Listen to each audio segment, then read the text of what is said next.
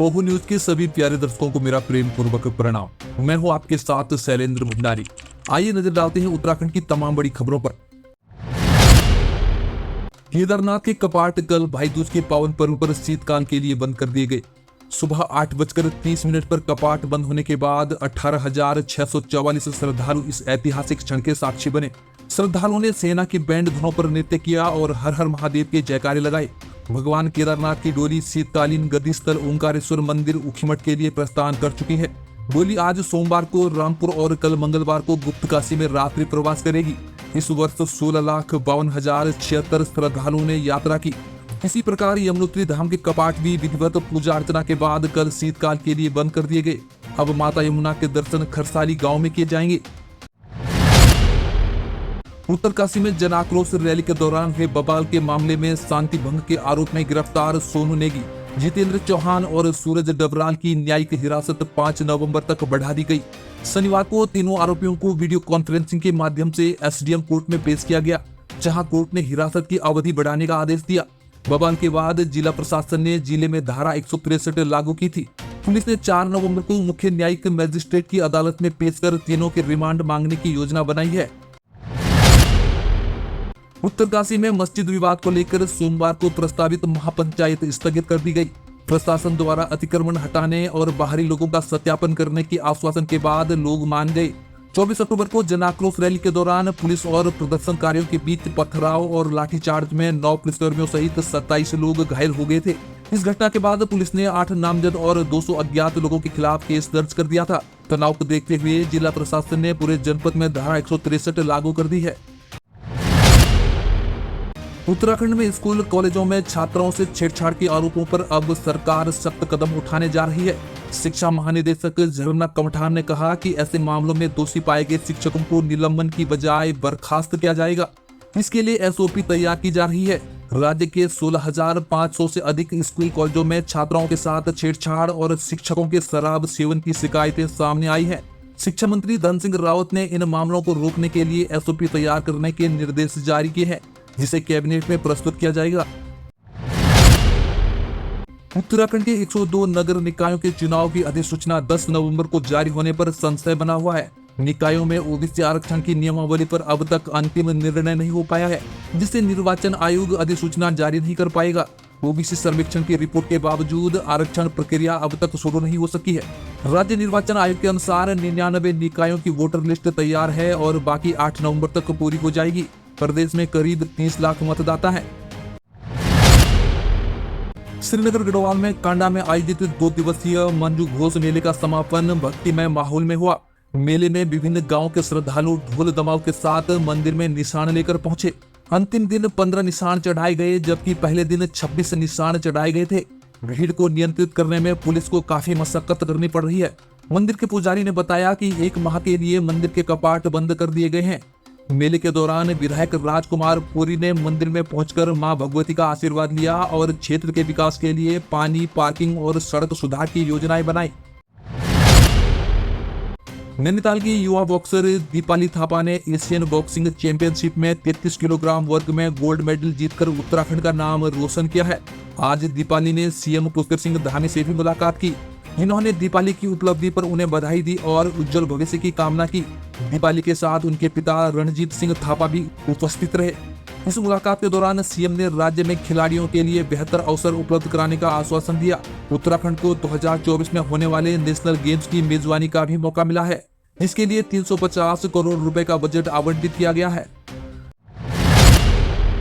श्यामपुर क्षेत्र के एक रेस्टोरेंट में अवैध शराब की बिक्री हो रही थी, जिससे स्थानीय लोग आक्रोशित हो गए।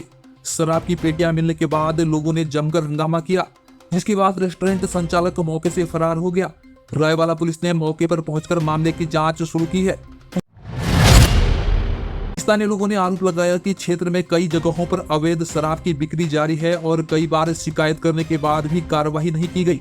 उन्होंने पुलिस से क्षेत्र के सभी रेस्टोरेंट और गोदामों की जांच की मांग की है, ताकि अवैध शराब की बिक्री पर रोक लगाई जा सके। रामनगर वन विभाग द्वारा जल्द ही कार्बेट नेशनल पार्क में नया चांदनी इको टूरिज्म जोन खोलने की योजना बनाई गई है। इस जोन में पर्यटक 35 किलोमीटर के ट्रैक पर जंगल सफारी का आनंद ले सकेंगे। जिप्सियों की सुविधा सुबह और शाम की शिफ्ट में उपलब्ध होगी, जिससे क्षेत्र के लोगों को रोजगार के अवसर भी मिलेंगे। वन्य जीवों की सुंदरता और जैव विविधता को देखते हुए यह जोन पर्यटकों के लिए आकर्षण का केंद्र बनेगा। डीएफओ प्रकाश आर्य ने बताया कि प्रस्तावित 1.5 करोड़ रुपए की योजनाओं को मंजूरी मिलते ही दिसंबर से यह जोन खुलने की उम्मीद है। हल्द्वानी विधायक सुमित हृदय ने पीसीएस परीक्षा में हिंदी और अंग्रेजी पाठ्यक्रम में भिन्नता पर सवाल उठाए हैं। हिंदी माध्यम के छात्रों ने पाठ्यक्रम में भेदभाव का आरोप लगाते हुए सीएम पुष्कर सिंह धामी से निष्पक्ष जांच की मांग की। हृदय का कहना है कि यह बदलाव लोक सेवा आयोग के नियमों के खिलाफ है, जो हिंदी माध्यम के छात्रों के साथ अन्याय है। वहीं केदारनाथ उपचुनाव को लेकर हृदय ने सरकार पर भ्रष्टाचार और अव्यवस्थाओं का आरोप लगाते हुए कांग्रेस की जीत का दावा किया। उन्होंने कहा कि केदारनाथ की जनता कांग्रेस प्रत्याशी को भारी मतों से जिताएगी। हरिद्वार में गंगा का जल हर की पौड़ी पर वापस लौट आया है, जिससे हरिद्वार के बाजारों में रौनक बढ़ गई है। दशहरे के बाद वार्षिक सफाई के लिए गंगा नहर का जल प्रवाह रोका गया था, जिससे स्थानीय व्यापार ठप हो गया था। गंगा के पुनः प्रवाहित होते ही तीर्थयात्री लौटने लगे हैं, जिससे दुकानदारों और व्यवसायियों में उत्साह है। व्यापारियों ने इस बार सरकार से त्योहारों के बाद गंगा बंदी करने की अपील की है, ताकि व्यवसाय पर विपरीत असर न पड़े।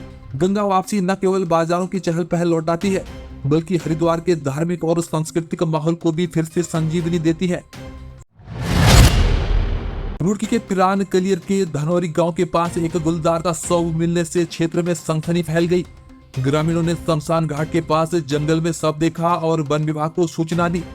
वन विभाग की टीम मौके पर पहुंची और शव को कब्जे में लेकर पोस्टमार्टम के लिए भेज दिया। वन रेंजर विनय राठी ने बताया कि मौत संदिग्ध प्रतीत हो रही है और गुलदार की मौत के वास्तविक कारणों का पता लगाने के लिए जांच की जा रही है। पोस्टमार्टम रिपोर्ट आने के बाद ही मामले की सच्चाई सामने आ सकेगी। इससे क्षेत्रवासियों की चिंता बढ़ी हुई है। हरिद्वार के श्यामपुर थाना क्षेत्र में संभल निवासी युवक गोपाल की हत्या कर शव जलाने की घटना सामने आई है। रविवार सुबह शराब के ठेके के पास अधजला शव बरामद हुआ। पुलिस को शव के पास मिली आधी जली डायरी से कुछ मोबाइल नंबर मिले, जिससे मृतक की पहचान हुई। प्राथमिक जांच में गला घोटकर हत्या और पहचान मिटाने के लिए शव जलाने की आशंका जताई गई। पुलिस ने सीसीटीवी फुटेज में देखा कि मृतक ने एक दिन पहले शराब की बोतल खरीदी थी। मामले की जांच के लिए एसओ नीतीश शर्मा की अगुवाई में टीमें गठित की गई है। उत्तराखंड के प्रेमनगर थाना क्षेत्र में पुलिस ने मुठभेड़ के बाद 10,000 रुपए के इनामी बदमाश को गिरफ्तार कर लिया। आरोपी यूसुफ पर पशुवध के मामले में मामला दर्ज था और वह लंबे समय से फरार चल रहा था। पुलिस ने उसे पकड़ने के लिए नाकाबंदी की थी, जिसके बाद उसने फायरिंग की। पुलिस ने जवाबी फायरिंग में उसे घायल कर पकड़ा। आरोपी को अस्पताल में भर्ती कराया गया और एसएसपी अजय सिंह ने पुलिसकर्मियों को उसकी गिरफ्तारी में साहसिक कार्रवाई के लिए शाबाशी दी। इससे स्थानीय सुरक्षा को लेकर पुलिस की तत्परता का प्रमाण मिलता है। हरिद्वार में स्मगलिंग तस्करी के आरोप में फरार विनय थापा को दिल्ली एयरपोर्ट से गिरफ्तार किया गया। पुलिस के अनुसार 4 साल से फरार चल रहा आरोपी दुबई भागने की फिराक में था। श्यामपुर थाना क्षेत्र में मामला दर्ज होने के बाद से आरोपी लगातार पुलिस को चकमा दे रहा था। लुकआउट नोटिस और इंस्टाग्राम के जरिए पुलिस ने उसे ट्रैक किया। पुलिस एलआईयू और सीआई टीम की संयुक्त कार्रवाई के चलते उसे एयरपोर्ट पर गिरफ्तार कर कोर्ट में पेश किया गया। इससे एक बड़े तस्करी रैकेट पर भी लगाम लगाने की दिशा में पुलिस को कामयाबी मिली है। सीमांत जनपद उत्तरकाशी में ड्रोन पायलट तैयार करने की योजना को झटका लगा है, क्योंकि लदाड़ी में प्रस्तावित drone application and research centre अभी तक शुरू नहीं हो पाया। आईटीडीए ने 2 साल पहले इस सेंटर की स्थापना की योजना बनाई थी, ताकि आपदा और स्वास्थ्य सेवाओं में ड्रोन के उपयोग के लिए स्थानीय युवाओं को प्रशिक्षण दिया जा सके। इस प्रशिक्षण कार्यक्रम के लिए 25 युवाओं का चयन भी प्रस्तावित था, लेकिन कोई प्रगति नहीं हुई है। राज्य समन्वयक वीरेंद्र चौहान के अनुसार इस वर्ष देहरादून में 200 पायलटों को प्रशिक्षित किया जाएगा, जबकि उत्तरकाशी में प्रशिक्षण देने का प्रयास भविष्य में किया जाएगा। भारत तिब्बत सीमा पुलिस आईटीबीपी ने 526 दूर संचार पदों के लिए भर्ती अधिसूचना जारी की है। आवेदन प्रक्रिया 15 नवंबर से 14 दिसंबर तक चलेगी। पदों में सब इंस्पेक्टर के 92 पद, हेड कांस्टेबल के 383 पद और कांस्टेबल के 51 पद शामिल है। पुरुष और महिला दोनों वर्ग के उम्मीदवार इन पदों के लिए आवेदन कर सकते हैं। भूतपूर्व सैनिकों के लिए 10% पद आरक्षित रखे गए हैं। इच्छुक उम्मीदवार विस्तृत जानकारी हेतु आईटीबीपी की ऑफिशियल वेबसाइट पर विजिट कर सकते हैं। प्यारे दर्शकों, ये थी आज की प्रमुख खबरें। आपको इनमें से कौन सी खबर सबसे महत्वपूर्ण लगी, हमें कमेंट में जरूर बताएं। और यदि आपने अभी तक इस चैनल को सब्सक्राइब नहीं किया है तो चैनल को सब्सक्राइब करें, वीडियो को लाइक करें और अपने दोस्तों के साथ शेयर भी करें। नमस्कार।